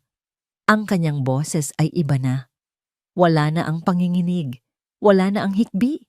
Ito ay kalmado, kontrolado, at may lamig na nakakapangilabot. Natahimik si Kat sa kabilang linya. Marahil ay nabigla sa biglang pagbabago ng kanyang tono. Amy? Mali ka sa isang bagay na sinabi mo kanina. Pagpapatuloy ni Amelia. Sinabi mong kasama ako dito. Hindi ako kasama. Ginawa nila akong kasangkapan. At ang isang kasangkapan, Kat, ay pwedeng gawing armas. Isang mahabang katahimikan. Anong plano mo? Tanong ni Kat. Ang boses ay seryoso na. Kinikilala ang bagong Amelia na kausap niya. Hindi na lang diborsyo ang gusto ko, sabi ni Amelia. Ang bawat salita ay may bigat. Hindi na lang ang pera ko ang gusto kong mabawi. Gusto ko ng hustisya. Gusto kong makita silang bumagsak. Gusto kong harapin nila ang batas para sa bawat sentimong ninakaw nila at sa bawat kasinungalingang sinabi nila. Gusto kong kunin pabalik ang lahat, pati na ang kapangyarihang inakala nilang nakuha nila mula sa akin. Amy, iyan ay isang mapanganib na laban, babala ni Kat. Hindi lang sila simpleng pamilya ng mga manloloko, organisado sila. Kung gayon, kailangan din nating maging organisado, sagot ni Amelia. Ikaw ang utak, ako ang pondo. Gagamitin natin ang sarili nilang laro laban sa kanila. Habang nagsasalita siya, isang tunog ng notifikasyon ang narinig niya mula sa kanyang laptop. Isang bagong email mula kay Rafael. Ang subject, Mama's Medical Records. Kat, sabi ni Amelia, isang maliit at mapanganib na ngiti ang sumilay sa kanyang mga labi. Mukhang nagsisimula na ang swerte sa panig natin. Ipinadala na nila. Good, sabi ni Kat. That's the first piece of hard evidence. Ipadala mo sa akin agad. Hayaan mong pag-aralan ng team ko. Binuksan ni Amelia ang email. Nandoon, naka-attach ang isang PDF file. Pinangalanan pa itong Doña Imelda Gonzalez. Official Diagnosis and Treatment History. Binuksan niya ito. Isang serye ng mga pekeng resulta ng laboratorio, mga gawa-gawang medical charts, at isang diagnosis na pirmado ng pekeng doktor na si Rico Gonzalez. Ito ang dokumentong dapat sana ay magpapatunay sa kanilang kasinungalingan, ang susi sa kanilang panloloko. Ngunit ngayon, alam na ni Amelia na ito ay isang maliit na pinto lamang patungo sa isang mas malaki at mas madilim na krimen. Ang dokumentong ito na ipinadala nila nang may buong pag-aakala na hawak pa rin siya sa kanilang mga palad, ang magiging simula ng kanilang pagbagsak. Tinitigan niya ang pekeng pirma ni Rico Gonzalez. Napakalinaw, napakadaling patunayan na peke. Isang malamig na tawa ang kumawala sa kanyang lalamunan. Kat, sabi niya sa telepono. Ang boses ay isang mahinang bulong na puno ng pangako ng paghihiganti. Ipinadala na nila ang ebidensya. Nagkaroon ng sandaling paghinto.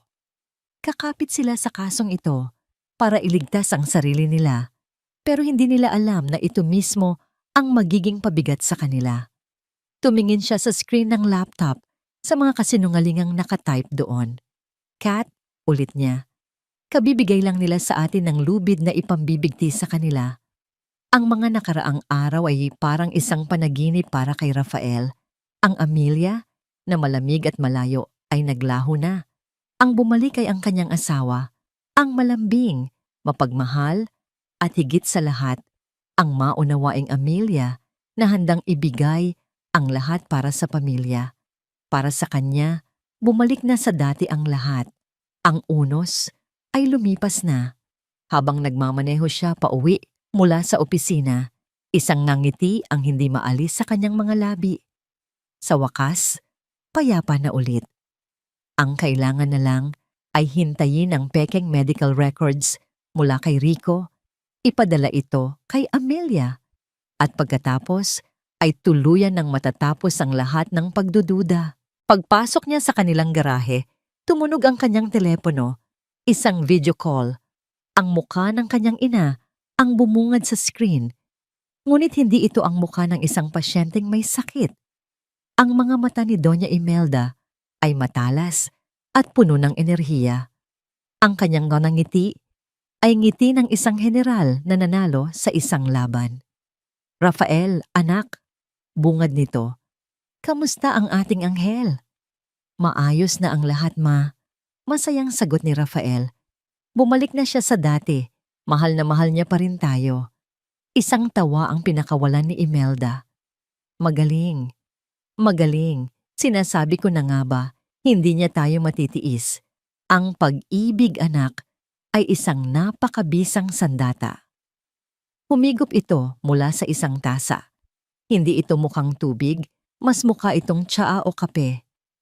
"At dahil diyan," pagpapatuloy nito, "panahon na para sa ating huling galaw, ang pinakamalaki sa lahat." Napakunot ang noo ni Rafael. "Anong ibig niyong sabihin, ma?" "Naisip ko na, para tuluyan ng matapos ang lahat ng ito, kailangan kong sumailalim sa isang operasyon," sabi ni Imelda. Ginagamit ang mga daliri para mag-quote sa salitang operasyon.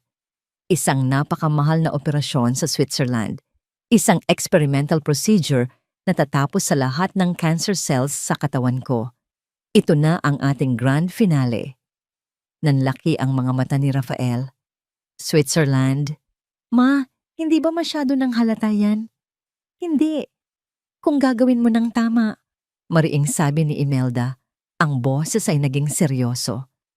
"Makinig kang mabuti, Rafael. Ito ang gagawin mo. Mamayang gabi, kakausapin mo si Amelia. Hindi ka hihingi. Magmamakaawa ka. Luluhod ka kung kinakailangan. Ipaalala mo sa kanya ang lahat.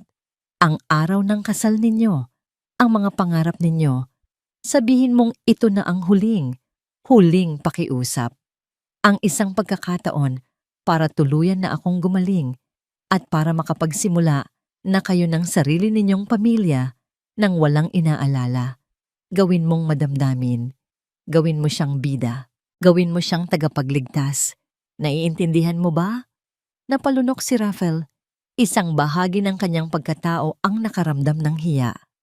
Muli na naman niyang lolokohin ang babaeng nangakong mamahalin siya habang buhay. Ngunit ang boses ng kanyang ina ay parang isang utos na hindi niya kayang suwayin. At ang pangako ng mas malaking pera, isang halagang tuluyan ng mag-aangat sa kanilang pamilya sa pinakatuktok, ay napakatamis na tukso.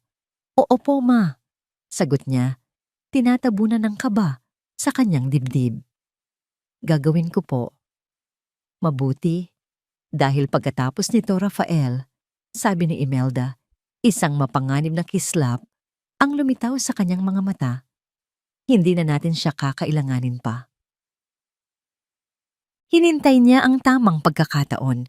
Hinintay niyang matapos maghapunan si Amelia. Hinintay niyang makapagbasa ito sa kanilang silid. Ang eksena ay perpekto, tahimik, pribado, at intimate. Dahan-dahan siyang lumapit at naupo sa gilid ng kama. Marahan niyang hinawakan ng kamay nito, inaalis ang librong hawak. "Amy," simula niya, ang boses ay malumanay at puno ng pagmamahal. Tumingin ito sa kanya. Ang mga mata ay kalmado. "Yes, Raf? Naaalala mo pa ba noong kinasal tayo?" Tanong niya. Hinahaplos ang likod ng palad nito. "Sa ilalim ng araw sa Batangas, sabi mo noon, handa kang gawin ang lahat para sa pamilyang bubuuin natin. At ginawa mo nga. Ikaw ang naging ilaw ng pamilya Gonzales, Amy." Ikaw ang nagbigay sa amin ng pag-asa. Nakikinig lang si Amelia, hindi kumikibo. Para kay Rafael, ito ay isang magandang senyales. Umepekto ang kanyang mga salita. May sinabi ang mga doktor kay Mama. Pagpapatuloy niya, pinipiga ang emosyon sa kanyang boses. May isang pagkakataon pa, isang operasyon, isang huling pagkakataon para tuluyan na siyang gumaling. Pero napakamahal. At sa ibang bansa pa, tinitigan siya ni Amelia at sa isang sandali, nakita ni Rafael ang sarili sa refleksyon ng mga mata nito. Nakita niya ang isang desperadong lalaki, isang sinungaling. Ngunit mabilis niyang iwinaksi ang isiping iyon. Para ito kay Mama. Para ito sa pamilya. Amelia, mahal ko, sabi niya. At sa isang iglap, lumuhod siya sa sahig sa tabi ng kama. Hinawakan ang dalawang kamay nito. Tumingala siya dito. Ang kanyang mga mata ay sinadya niyang basain ng luha. Nagmamakaawa ako sa'yo. Ito na ang huling pakiusap. Pagkatapos nito, tapos na ang lahat ng paghihirap. Pagkatapos nito, tayo naman. Makakapag-focus na tayo sa pagbuo ng sarili nating pamilya. Ikaw, ako, at ang mga magiging anak natin. Please, Amy, isa na lang. Iligtas mo ang nanay ko sa huling pagkakataon. Ang kanyang pag-arte ay perpekto. Ang bawat salita, bawat hikbi, bawat luha ay kalkulado. Huminto ang mundo habang hinihintay niya ang sagot nito. Ang sagot na magdidikta ng kanilang kinabukasan. Isang mahabang katahimikan ang namayani. Inalis ni Amelia ang isang kamay mula sa pagkakahawak niya at dahan-dahan itong ipinatong sa kanyang pisngi. Ang kanyang haplos ay malambot, ngunit may kakaibang pakiramdam, parang malamig. Tumingin ito sa kanya at sa ilaw ng lampshade, nakita ni Rafael ang isang kakaibang emosyon sa mga mata nito. Hindi awa, hindi pag-ibig, isang bagay na hindi niya mapangalanan, isang bagay na malalim at tahimik. Ngunit binaliwala niya ito, inakalang ito ay bigat lang ng desisyon. At pagkatapos, nagsalita ito. Ang boses nito ay kalmado, halos isang bulong. Sige, sabi ni Amelia. Marahang pinupunasan ang kanyang mga pekeng luha. Gagawin ko. Napuno ng labis na kagalakan si Rafael. Tagumpay. Te talaga, Amy? Tumango ito. Isang maliit na ngiti ang sumilay sa mga labi. Oo, gagawin ko. Para kay Mama at para sa'yo. Hindi napansin ni Rafael ang lamig sa likod ng mga salitang iyon. Hindi niya napansin na ang ngiti ni Amelia ay hindi umabot sa kanyang mga mata. Ang tanging nakita niya ay ang pagsang-ayon. Ang tanging narinig niya ay ang pangako ng mas maraming pera. Sa sobrang tuwa, niyakap niya ito ng mahigpit. Hindi namamalayan na ang babaeng kayakap niya ay hindi na ang anghel na kanyang kilala, kundi ang berdugo na maglalagay ng kanilang mga ulo sa chopping block. Ang pagsang-ayon ni Amelia sa huling pakiusap ni Rafael ay hindi isang pagsuko. Ito ang hudyat ng pagsisimula ng pinakamalaking yugto ng kanyang plano. Ang mga sumunod na araw ay ginugol niya sa paggalaw ng may kalkuladong katiyakan na parang isang grandmaster ng chess na nakikita na ang lahat ng posibleng galaw sa board.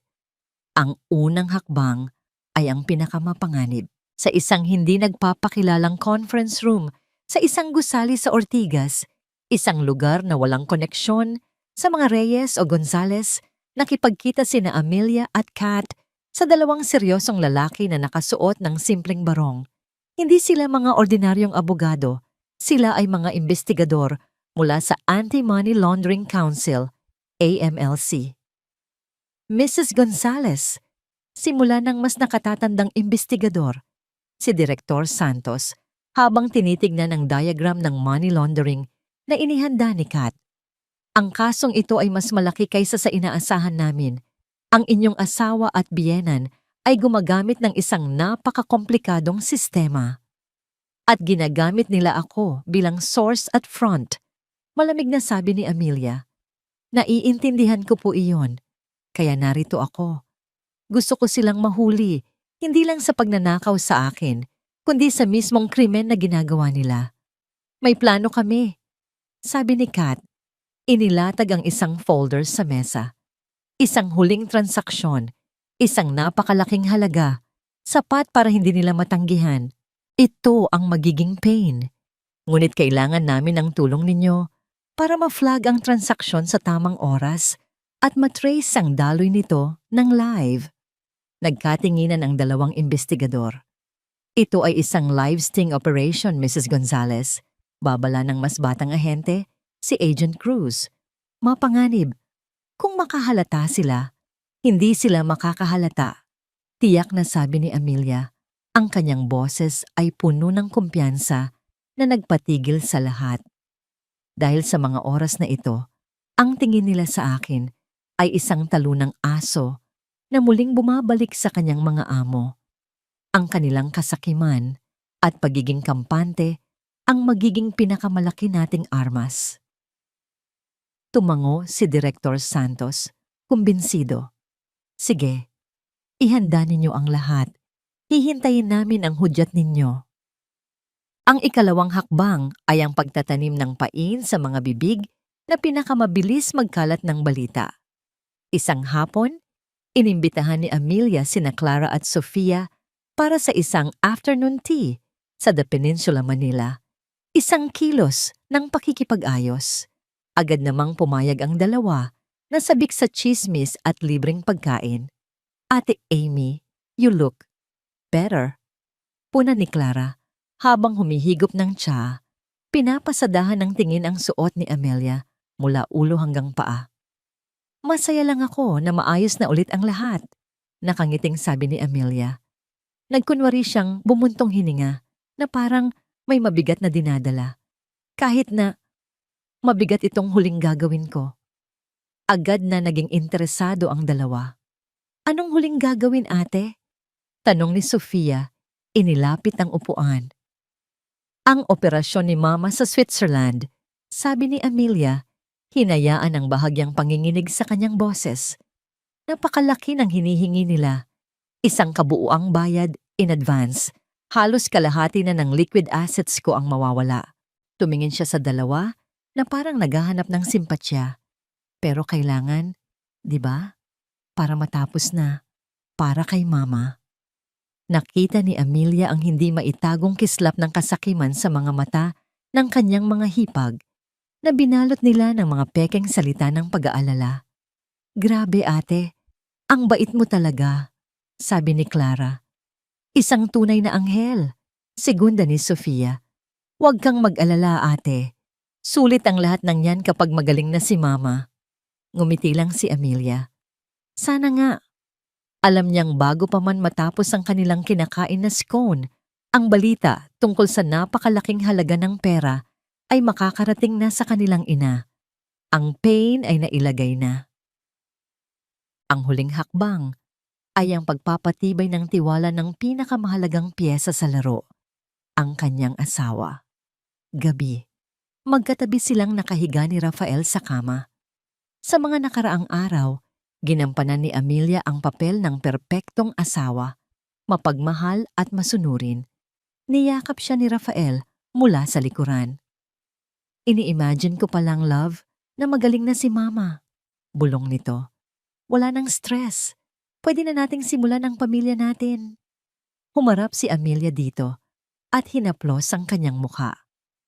Ako rin, mahal ko, kaya inaayos ko na ang lahat. Huminga siya ng malalim. Tumawag na ako sa bangko. Isang malaking wire transfer. Kinumpirma na nila ang lahat. Kailan? Sabik na tanong ni Rafael. Tinitigan siya ni Amelia sa mata. Isang malungkot, ngunit matamis ng ngiti ang ibinigay niya. Gusto kong maging espesyal. Itinakda ko ang transfer sa Biyernes. Napakunot ang noo ni Rafael. Sinusubukang alalahanin kung anong mayroon sa araw na yon. It's our anniversary, Raf. Paalala ni Amelia, ang boses ay halos pabulong. Gusto kong ang araw na, yon ang maging simbolo. Ang araw kung kailan iniligtas natin ang nanay mo para sa kinabukasan nating dalawa. Ito ang regalo ko sa'yo. Sa ating dalawa. Ang mukha ni Rafael ay napuno ng paghanga at pag-ibig.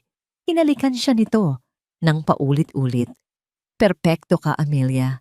Ikaw na ang pinaka-perpektong asawa sa buong mundo. Gagawin ko ang lahat para sa'yo, sagot ni Amelia. At gagawin ko rin ang lahat laban sa'yo, sabi niya sa kanyang isipan. Sa mansyon ng mga Gonzales, nag-iisa si Doña Imelda sa kanyang engranding sala. May hawak na kopita ng brandy. Katatapos lang niyang makausap si Clara na ibinalita ang lahat ng narinig mula kay Amelia. Ilang minuto pa, si Rafael naman ang tumawag. Ibinabalita ang tungkol sa petsa ng anibersaryo. Itinaas ni Doña Imelda ang kanyang kopita sa hangin na parang may kausap na tagay. Isang ngiting mapang-asar at puno ng tagumpay ang gumuhit sa kanyang mga labi. Ang matalinong isda, bulong niya sa sarili. Sa huli, sa sariling bibig pa rin nahuhuli. Nilagok niya ang brandy. Ang kanyang isipan ay lumilipad na. Binibilang ang mga milyon na malapit ng mapa sa kanya. Pinaplano ang mga bagong negosyo at mga bagong luho. Ang kanyang manugang, ang kanyang gintong gansa, ay mangitlog na sa huling pagkakataon. At pagkatapos noon, at ang isdang ito, sabi niya sa katahimikan ng gabi, ubos na ang silbi. Huwebes ng gabi, bisperas ng pinakahihintay na araw. Sa engrandeng hapagkainan ng mga Gonzales, ang hangin ay puno ng hindi maipaliwanag na kagalakan. Hindi ito isang ordinaryong hapunan. Ito ay isang tahimik na pagdiriwang, isang selebrasyon para sa tagumpay na abot kamay na. Pinagmasdan ni Doña Imelda ang kanyang pamilya. Si Rafael, sa tabi ni Amelia, ay nagpapakita ng labis na pagmamahal. Bawat galaw ay puno ng pasasalamat. Sina Clara at Sofia, kasama ang kani-kanilang mga asawa, ay hindi maalis ang mga ngiti sa kanilang mga labi. Ang kanilang mga mata ay kumikinang sa pag-asam.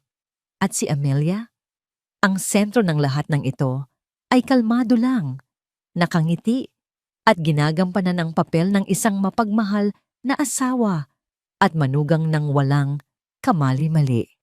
Isang perpektong tanga, isip ni Imelda habang humihigop mula sa kanyang kopita ng mamahaling red wine.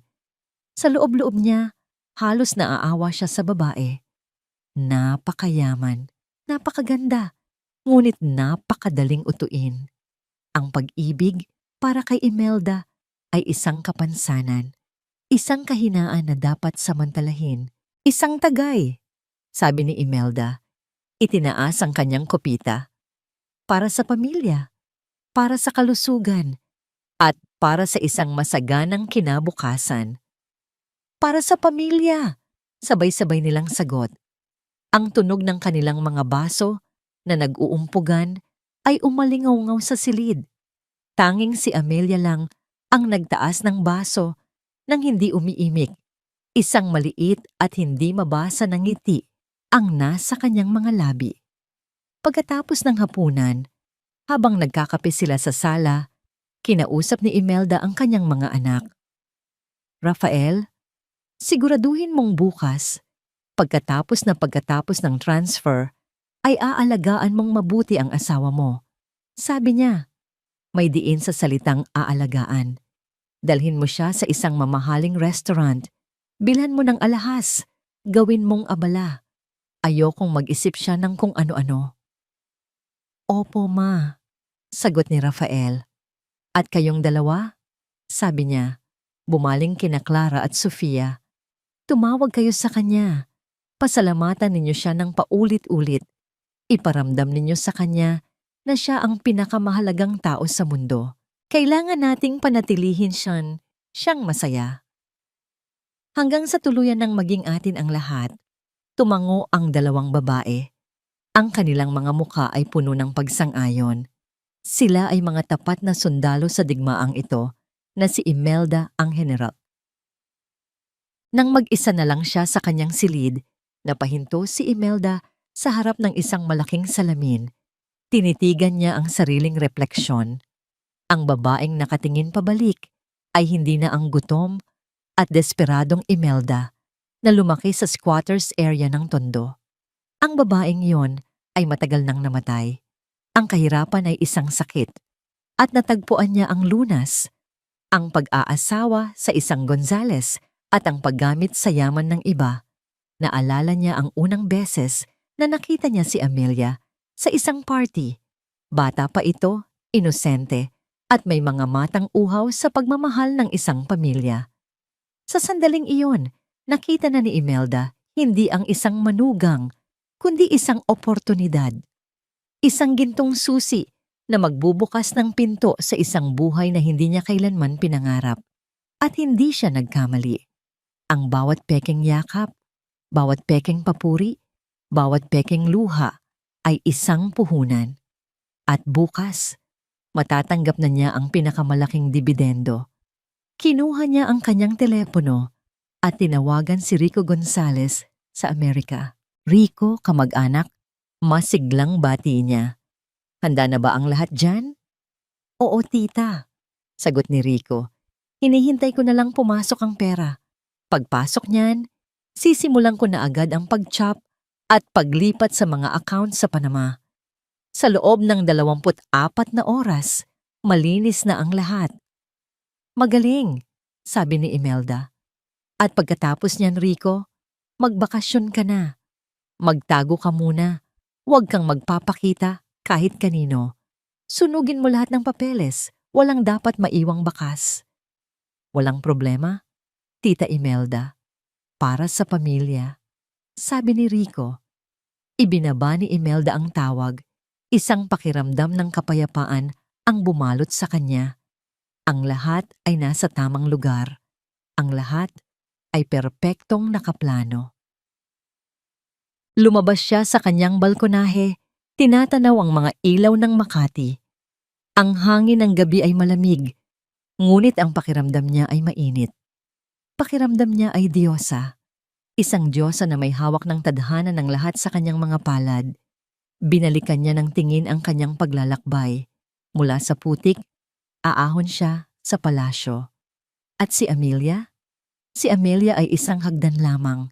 Isang maganda at mamahaling hagdan na, sa kasamaang palad, ay kailangan ng itapon pagkatapos gamitin. Pagkatapos nito, anong gagawin mo sa kanya? Tanong ng mga isang maliit na tinig sa kanyang isipan. Ngumisi si Imelda. Maraming paraan. Pwede nilang palabasin na nabaliw ito dahil sa stress. O pwede nilang palabasin na mayroon itong ibang lalaki. O ang pinakamadali sa lahat, iwanan na lang siya ni Rafael. Kapag ang isang babae ay wasak ang puso, hindi na ito nakakapag-isip ng tama. Ano man ang mangyari, sigurado siya sa isang bagay. Sa Biyernes ng gabi, ang pamilya Gonzales ay magiging isa sa mga pinakamakapangyarihang pamilya sa bansa. At si Amelia Reyes ay magiging isang malungkot na alaala na lang. Bumalik siya sa loob ng kanyang silid. Humiga siya sa kanyang malambot na kama. Ang sutlang kumot ay yumayakap sa kanya. Bago niya ipinikit ang kanyang mga mata, kinuha niya ang kanyang telepono. Binuksan niya ang kanyang online banking app. Doon, sa ilalim ng pending transactions, nakita niya ang isang numero na nagpatibok ng kanyang puso ng mas mabilis. Isang mahabang linya ng mga numero na nangangako ng kapangyarihan at seguridad. Transaction scheduled for Friday, 10 a.m. Napangiti si Doña Imelda habang pumipikit. Ito na ang pinakamasarap na tulog na mararanasan niya. Hindi niya alam na ito na rin pala ang huling gabi ng kanyang kapayapaan. Ang huling gabi bago gumuho ang kanyang mundo. Biyernes, 10:10 ng umaga. Ang araw ng anibersaryo. Ang araw ng transaksyon. Ang buong pamilya Gonzales ay nagtipon sa kanilang malawak na sala. Pinatawag sila ni Amelia para sa isang agarang pulong pampamilya upang talakayin ang kinabukasan ni Mama. Ang lahat ay naroon, nakasuot ng kanilang pinakamagagandang damit na parang handa para sa isang selebrasyon. Ang kanilang mga mukha ay puno ng pag-asam. Ang kanilang mga ngiti ay matamis na lason. Akala nila ito na ang araw ng kanilang pinakamalaking tagumpay. Hindi nila alam, ito na pala ang araw ng kanilang paghuhukom. Nang pumasok si Amelia sa sala, lahat ng mata ay napunta sa kanya. Ngunit ang babaeng pumasok ay hindi ang Amelia na kanilang kilala. Hindi siya nakasuot ng malambot na bestida. Nakasuot siya ng isang matikas na itim na sheath dress. Ang kanyang buhok ay nakatali sa isang perpektong-perpekto na bun at ang kanyang mga mata ay walang emosyon, matalas, at kasing lamig ng yelo. Sa kanyang kamay, hawak niya ang isang remote control. "Salamat sa pagdating ninyong lahat," sabi niya. Ang kanyang boses ay kalmado, ngunit umaling-aungaw sa nakabibinging katahimikan. "Mayroon lang akong ilang bagay na gustong linawin bago natin tuluyang pagalingin si Mama." Pumunta siya sa harap ng malaking flat-screen TV na nakakabit sa pader. Isang pindot sa remote at ang screen ay umilaw. Ang unang lumitaw ay isang larawan, isang mugshot. Ang mukha ng isang lalaking nakasuot ng orange na jumpsuit. Ang mukha ni Dr. Rico Gonzalez. "Sino yan?" Nagtatakang tanong ni Clara. "Anong kalokohan ito, Amelia?" Iritableng sabi ni Doña Imelda, ngunit ang kanyang mga mata ay nanlaki ng bahagya sa pagkakilala. Hindi sumagot si Amelia. Pinindot niya ulit ang remote. Ang sumunod na lumitaw ay mga nascan na dokumento. Mga papeles mula sa Korte ng California. Ang kaso? Medical fraud and malpractice. Ang hatol? Guilty. Ang parusa? License to practice medicine permanently revoked. Isang kolektibong paghinga ng gulat ang naririnig sa silid. Ang mukha ni Rafael ay nagsimulang mamutla. "This is slander. Kasinungalingan yan." Sigaw ni Doña Imelda. Sinusubukang bawiin ang kontrol. "Paano mo nagagawa ito sa amin, Amelia? Pagkatapos ng lahat?" "Pagkatapos ng lahat?" Tanong ni Amelia. Sa unang pagkakataon ay tumingin ng diretso sa mga mata ng kanyang biyenan. "Nagsisimula pa lang tayo, Doña Imelda." Isang klik pa. Ang pekeng medical records na ipinadala nila sa kanya ay lumitaw sa screen. Sa tabi nito, lumitaw ang isang opisyal na pagsusuri mula sa isang totoong panel ng mga oncologist sa St. Luke's Medical Center. Ang bawat pekeng resulta ay may katabing malaking pulang marka na nagsasabing fabricated at medically impossible. "Anong?" Nautal na sabi ni Sofia. At pagkatapos, ang huling ebidensya, ang pinakamabigat sa lahat, ang komplikadong diagram ng money laundering, ang sapot ng gagamba na nag-uugnay sa pangalan ni Amelia, sa GE, sa mga shell companies sa Panama, at pabalik sa Gonzales Prime Properties Corporation. Sa sandaling iyon, ang lahat ng pagkukunwari ay gumuho. Ang katahimikan ay nabasag ng sindak. Hindi totoo yan," sigaw ni Clara, nanginginig. "Rafael, sabihin mo sa asawa mo na itigil na ang kabaliwan na ito." Utos ni Imelda. Ang kanyang boses ay puno na ng purong panik. Ngunit si Rafael ay hindi makapagsalita. Nakatitig lang siya sa screen, ang kanyang buong mundo ay gumuho sa harap ng kanyang mga mata. Nahuli na sila. At sa gitna ng kaguluhan, si Rafael, sa sukdulan ng kanyang kahinaan at takot, ay gumawa ng isang bagay na tuluyang sumira sa anumang natitirang pagtingin sa kanya ni Amelia. Bumagsak siya sa sahig. Gumapang siya palapit sa mga paa ni Amelia na parang isang asong humihingi ng awa. "Amy, please, patawarin mo ako." Humahagulgol niyang sabi. Niyayakap ang mga binti nito. "Hindi ko sinasadya. Si Mama ang nag-utos ng lahat. Sunod-sunuran lang ako." "Amy, mahal kita. Please, wag mo itong gawin sa amin. Patawarin mo na kami." Tumingin si Amelia pababa sa lalaking minsan niyang minahal. Ang kanyang asawa, ang kanyang hari. Ngayon, isa na lang siyang kahabag-habag na estranghero na gumagapang sa kanyang paanan. Wala siyang naramdaman. Walang awa. Walang galit. Wala. Dahan-dahan niyang inalis ang kanyang binti mula sa pagkakahawak nito. "Tapos na tayo, Rafael," sabi niya. Ang boses ay pinal. Sa sandaling iyon, tumunog ang doorbell. Isang kasambahay na nanginginig sa takot ang nagbukas ng pinto. Pumasok si Attorney Kat De Leon. Hindi siya nag-iisa.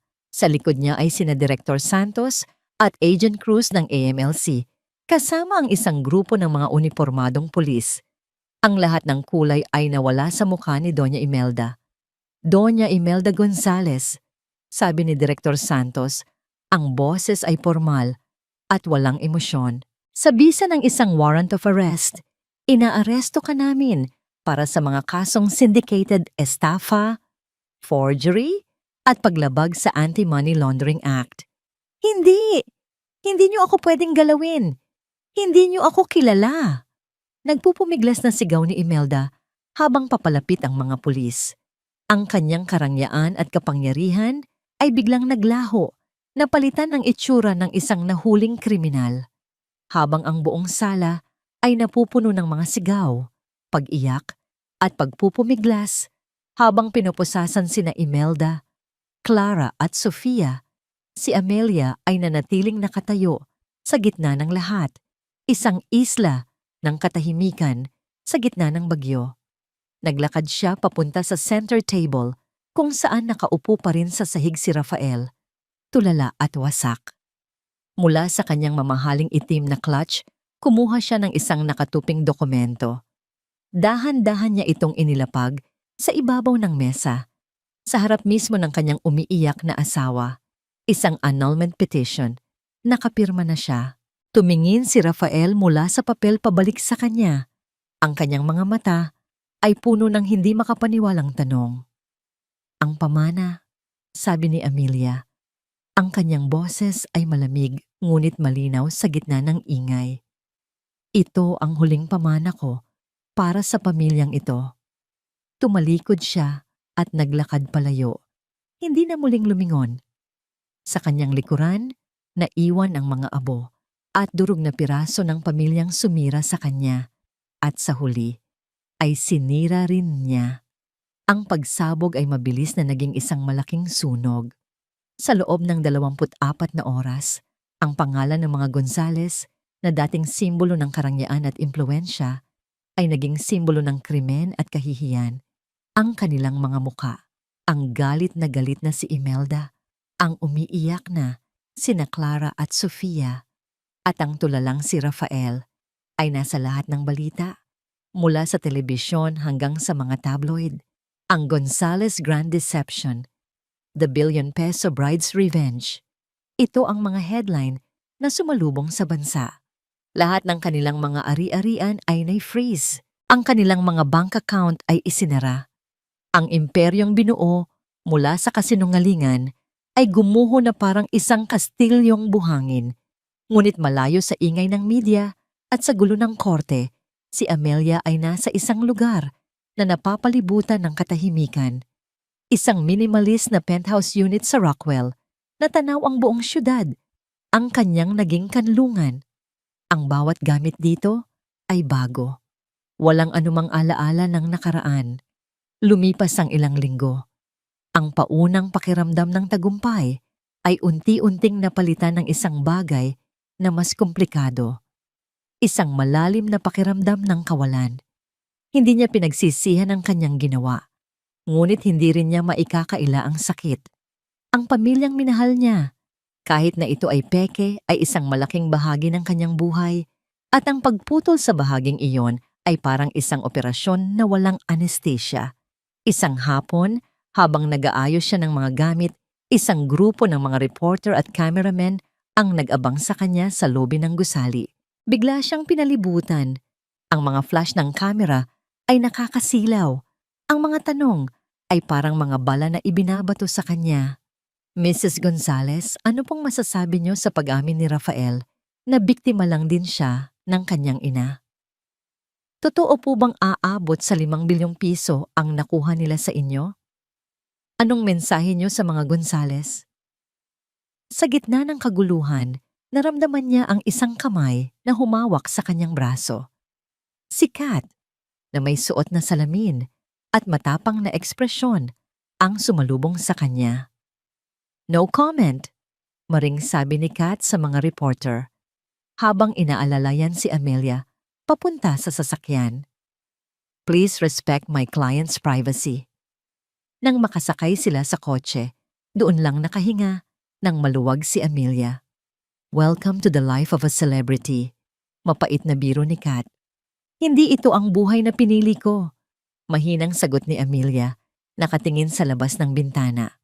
Pero ito ang buhay na ibinigay sa'yo. Sabi ni Kat, mas seryoso na.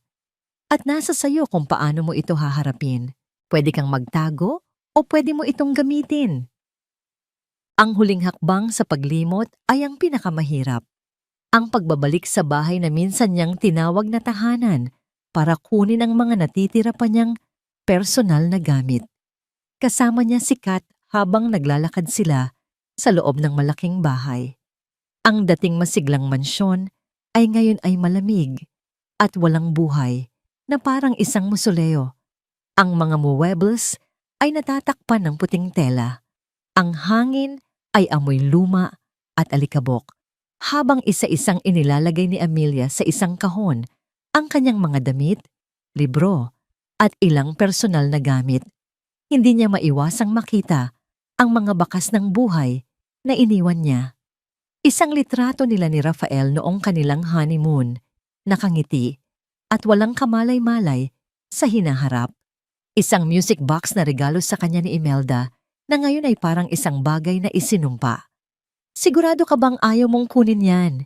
Tanong ni Kat. Itinuturo ang isang cabinet na puno ng mga mamahaling alahas, mga regalong bigay sa kanya ng mga Gonzales. Umiling si Amelia. Hindi, ayokong magdala ng kahit anong sumpa mula sa bahay na ito. Ang tanging kinuha niya, bukod sa kanyang mga damit, ay isang maliit na kahon ng mga lumang litrato. Mga litrato ng kanyang mga yumaong magulang, ang tanging pamilyang totoo sa kanya. Nang paalis na sila, may iniabot sa kanya ang caretaker ng bahay, isang selyadong sobre. Pinabibigay po ng abogado ni Sir Rafael, ma'am, sabi nito. Sa loob ng sasakyan, binuksan niya ito. Isang sulat kamay. Ang pamilyar na sulat ni Rafael, puno ito ng mga pagsisisi, mga paliwanag, mga pagmamakaawa para sa pangalawang pagkakataon. Isinulat ito mula sa kulungan. Minahal kita, Amy. Totoo yon. Patawarin mo ako sa kahinaan ko. Pinunit niya ang sulat sa gitna nang hindi man lang tinatapos basahin. Binuksan niya ang bintana ng kotse at hinayaan ang mga piraso ng papel na liparin ng hangin. Gabi, sa penthouse ni Amelia. Nakaupo sila ni Kat sa balkonahe, may hawak na tig-isang baso ng wine, tinatanaw ang nagniningning na syudad sa ibaba. Nanalo tayo, Amy, sabi ni Kat. Lahat ng assets na napatunayang galing sa pera mo ay ibabalik sa'yo. At sila, matagal silang mananatili sa kulungan. Habang buhay, kung papala rin tayo. Tumango si Amelia, ngunit ang kanyang mga mata ay malayo ang tingin. Alam ko, pero bakit parang hindi ako masaya? Dahil ang hustisya ay hindi laging masaya, matalinong sagot ni Kat. Minsan, ito ay tahimik lang. Ito ay kapayapaan. Ang paghilom ay hindi isang malaking selebrasyon, Amy. Ito ay isang mahabang proseso. Isang araw, gigising ka na lang at hindi na sila ang unang bagay na maiisip mo. At sa araw na yon, malalaman mong malaya ka na. May iniabot si Kat na isang calling card sa kanya. Isang kaibigan, isa siyang therapist. Baka makatulong. Tinitigan ni Amelia ang card. Isang ring ng doorbell ang pumutol sa kanilang pag-uusap. Isang delivery man ang may dalang isang malaking kahon. Nang buksan ito ni Amelia, isang paper shredder ang laman. Ano yan? Tanong ni Kat. Therapy. Simpleng sagot ni Amelia. Isang bagong sulat ang dumating kaninang hapon. Mula na naman kay Rafael, hindi niya ito binuksan. Kinuha niya ang sobre, isinaksak ang paper shredder at dahan-dahan itong ipinasok sa makina. Ang ingay ng paggiling ng papel ay parang musika sa kanyang pandinig. Bawat piraso ng papel na nahuhulog sa lalagyan ay parang isang piraso ng nakaraan na tuluyan ng nawawala. Nang matapos, huminga siya ng malalim, isang tunay na malalim na paghinga, na parang ngayon lang ulit na puno ng hangin ang kanyang mga baga. Tumingin siya kay Kat at sa unang pagkakataon, sa loob ng mahabang panahon, isang tunay na ngiti ang sumimilay sa kanyang mga labi. "Salamat, Kat," sabi niya. "Sa lahat." Hindi pa siya buo. Marami pang sugat na kailangang maghilom. Ngunit sa gabing iyon, sa gitna ng mga abo ng kanyang kahapon, alam ni Amelia na handa na siyang simulan ang pagbangon. Lumipas ang 6 na buwan. Ang dating maingay na iskandalo ng mga Gonzales ay unti-unti nang humupa, napalitan ng mga bagong balita, ng mga bagong kontrobersya. Ang kanilang pangalan ay naging isang babala na lang, isang kwentong bayan tungkol sa kasakiman at pagbagsak. Ngunit para kay Amelia, ang 6 na buwan ay hindi lang paglipas ng panahon. Ito ay isang panahon ng muling pagtatayo. Isang umaga, humarap si Amelia sa isang full-length mirror sa kanyang walk-in closet. Ang babaeng nakatingin pabalik ay ibang-iba na. Ang kanyang mahabang buhok, na minsay simbolo ng kanyang pagiging konserbatibo at sunod-sunuran, ay ngayon ay isang matapang at eleganteng pixie cut. Wala na ang mga maluluwag na bestida. Ang suot niya ay isang matikas na puting pantsuit na nagpapatingkad sa kanyang bagong tuklas na kumpiyansa. Hindi na siya si Amelia Reyes Gonzales. Ang Gonzales ay isa na lang peklat, isang paalala ng isang laban na kanyang ipinanalo. Ngayon, siya ay si Amelia Reyes, buo, malaya. Huminga siya ng malalim, isang huling paghahanda, at lumabas ng kanyang penthouse. Ang ballroom ng isang 5-star hotel sa Makati ay puno ng mga respetadong tao, mga negosyante, mga politiko, mga social advocates, at mga miyembro ng media. Lahat sila ay naroon para sa isang okasyon, ang opisyal na paglulunsad ng The Phoenix Foundation. Isang pundasyong itinayo ni Amelia Reyes. Nang tawagin ang kanyang pangalan, umakyat si Amelia sa entablado ng may panatag na mga hakbang. Ang palakpakan ay malakas at taos-puso. Ngumiti siya, isang tunay at mainit na ngiti, at lumapit sa podium. "Magandang hapon po sa inyong lahat." Simula niya. Ang kanyang boses ay kalmado, ngunit may bigat na nagpatigil sa lahat para makinig. "Marami sa inyo ang nakakakilala sa akin dahil sa isang kwentong napuno ng sakit at pagtataksil." Pagpapatuloy niya, hindi iniiwasan ang nakaraan, bagkus ay buong tapang itong hinaharap. "Ngunit hindi ako narito ngayon para pag-usapan ang pagtatapos ng isang kabanata. Narito ako para ipagdiwang ang pagsisimula ng isang bago." Tumingin siya sa mga mukha sa audience. Nakita niya ang paghanga, ang kuryosidad, at sa ilang kababaihan, nakita niya ang isang bagay na mas malalim, pag-unawa.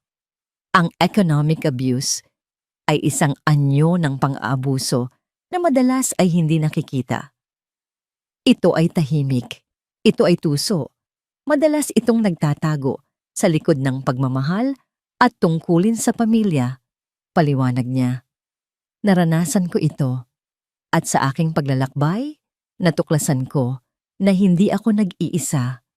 Maraming kababaihan ang nakakulong sa mga mapang-abusong relasyon, hindi dahil sa kawalan ng tapang, kundi dahil sa kawalan ng kakayahang pinansyal para makaalis."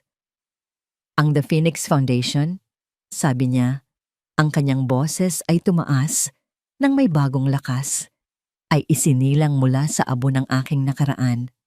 Ang layunin nito ay simple, ang magbigay ng legal na tulong, financial literacy training, at startup capital para sa mga kababaihang nais bawiin ang kanilang kalayaan at muling itayo ang kanilang mga buhay. Dahil ang tunay na halaga ng isang babae ay hindi na susukat sa kanyang kayamanan o sa pamilyang kanyang pinagsisilbihan. Huminga siya ng malalim bago ibigay ang kanyang huling mensahe. Ang tunay na halaga ng isang babae, sabi niya, ang kanyang mga mata ay nagniningning sa ilalim ng mga ilaw, ay nasa kanyang karapatang pumili. Ang karapatang piliin ang sarili. Ang karapatang bumangon mula sa anumang pagbagsak na mas malakas at mas matatag kaysa dati, gaya ng isang phoenix. Ang ballroom ay napuno ng isang malakas na palakpakan. Tumayo ang lahat. Nagbibigay pugay hindi lang sa yaman ni Amelia Reyes, kundi sa kanyang katatagan. Pagbaba niya ng entablado, ang unang sumalubong sa kanya ay si Kat, na may hawak na isang buke ng puting bulaklak. "You didn't just win a case, Amy," sabi ni Kat. Niyakap siya ng mahigpit. "You started a revolution." "Sinimulan lang natin." Pagtatama ni Amelia, ngumiti. Habang kinakausap niya ang mga bisita, isang lalaking nakatayo sa isang sulok ang matiyagang naghihintay. Nang magkaroon ng pagkakataon, lumapit ito sa kanya. Siya ay matangkad, nakasuot ng isang simpleng business suit at may mga matang puno ng respeto. "Miss Reyes," sabi nito, iniabot ang kamay. "That was one of the most powerful speeches I have ever heard. My name is David Lim.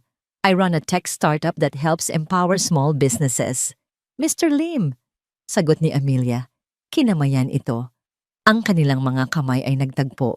Isang simpleng kilos, ngunit para kay Amelia, ito ay isang malaking hakbang, ang unang pagkakataon sa loob ng mahabang panahon na hinayaan niyang may ibang taong pumasok sa kanyang personal na espasyo.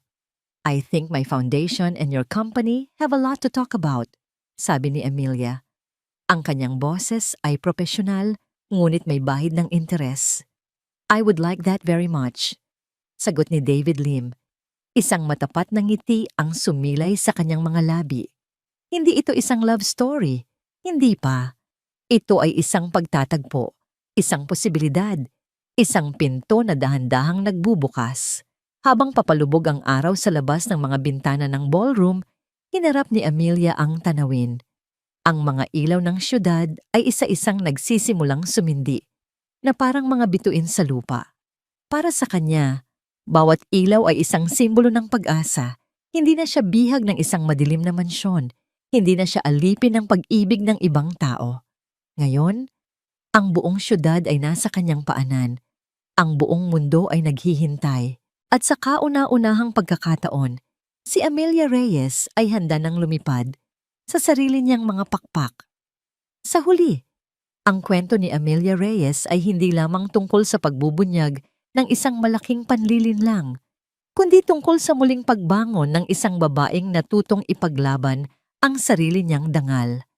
Pinatunayan ng kanyang desisyon na ang kasamaan, gaano man katalino ang pagkakatago, ay may hangganan. At darating ang araw na mananagot ang mga nanamantala. Samantala, ang kabutihan, tiyaga, at tapang ay may gantimpala.